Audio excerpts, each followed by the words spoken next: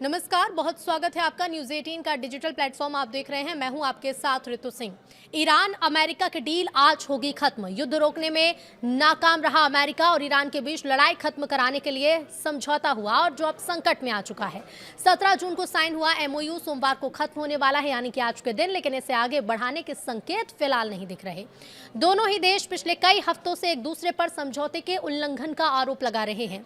Iran के विदेश मंत्री अब्बास अरागची ने शनिवार को यह कहा कि अमेरिका के साथ बातचीत दोबारा शुरू करने पर अभी कोई फैसला भी नहीं हुआ। तो वहीं हॉर्मुज पर भी पेच फंसा हुआ है। कतर और पाकिस्तान के मध्यस्थ ईरान के साथ लगातार संदेशों का आदान प्रदान कर रहे हैं।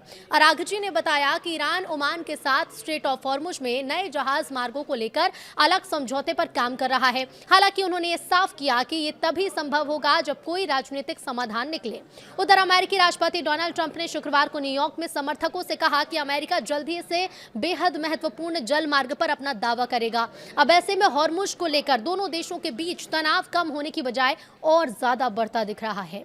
ट्रंप और ईरानी राष्ट्रपति मसूद पेजेश्कियान के बीच 17 जून को हुआ समझौता तब 3 महीने से ज्यादा समय चल रही जंग रोकने के लिए था।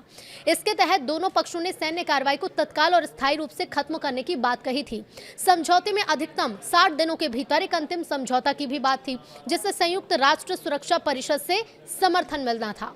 अमेरिका को 30 दिनों में हॉर्मुज में अपनी नौसैनिक नाकेबंदी को खत्म करना था और अंतिम समझौते के बाद ईरान के आसपास से अपनी सेना भी हटानी थी। वाशिंगटन को ईरान के पुनर्निर्माण के लिए कम से कम $300 अरब के पैकेज पर काम करने, प्रतिबंध हटाने और ईरानी तेल निर्यात के लिए छूट देने पर भी सहमत होना था।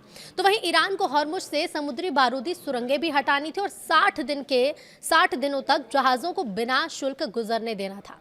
ईरान ने परमाणु हथियार हासिल नहीं करने और परमाणु संवर्धन जैसे मुद्दों पर बातचीत करने की बात भी कही थी।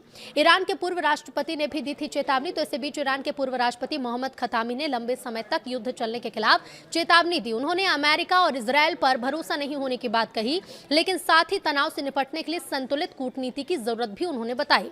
खतामी ने कहा कि ईरान विदेशी दबाव और हमले के बावजूद कायम रहेगा, लेकिन देश को अपनी अंदरूनी समस्याओं पर ध्यान भी देना होगा। उन्होंने कहा कि आम लोग लगातार युद्ध के साथ नहीं जी सकते और ऐसी स्थिति में रोजमर्रा की जिंदगी चलाना मुश्किल है। अमेरिका, इजरायल और ईरान के बीच मौजूदा संघर्ष 28 फरवरी को शुरू हुआ था। अप्रैल में युद्ध विराम हुआ, लेकिन जून में शांति वार्ता का ढांचा बनने के बाद भी बातचीत आगे नहीं बढ़ सकी।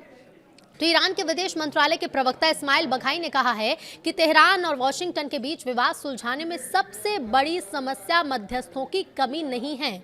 उन्होंने कहा कि पाकिस्तान और कतर पहले ही दोनों देशों के बीच संपर्क में भूमिका निभा रहे हैं। बघाई के मुताबिक कुछ यूरोपीय देश भी बातचीत में अपनी मदद की पेशकश कर रहे हैं, लेकिन इससे कोई नया मध्यस्थ तय नहीं हुआ। उन्होंने ये भी कहा कि असली चुनौती अमेरिका की सोच, गलत आकलन और ऐसी नीतियों पर जोर देना है जिनकी नाकामी पहले कई बार सामने आ चुकी है। अब ईरान ने हॉर्मुज पर संप्रभु अधिकार का दावा दोहराया। ईरान के विदेश मंत्रालय के प्रवक्ता इस्माइल बघाई ने कहा कि अरब सागर की खाड़ी, हॉर्मुज जलडमरू मध्य और ओमान की खाड़ी में ईरान के संप्रभु अधिकारों को मौजूदा कानूनों से पहले ही जगह मिली है। उन्होंने ये भी कहा कि विदेश मंत्रालय क्षेत्र में ईरान के अधिकारों से जुड़े कानूनों पर संसद के साथ सहयोग जारी रखेगा। बघाई के मुताबिक मंत्रालय संबंधित विधेयक पर अपनी विशेषज्ञ राय पहले ही दे चुका है और सांसदों के अनुरोध पर आगे भी सहयोग करता रहेगा। तो वहीं आपको बता दें कि अमेरिकी दूत जारेड कुशनर सोमवार को इजरायली प्रधानमंत्री बेंजामिन नेतन्याहू से मुलाकात करने की खबर भी है। इससे एक दिन पहले उन्होंने मिस्र में हमास नेताओं के साथ बातचीत की थी। बैठक का मकसद अमेरिका समर्थित गजा शांति योजना को फिर से आगे बढ़ाना था।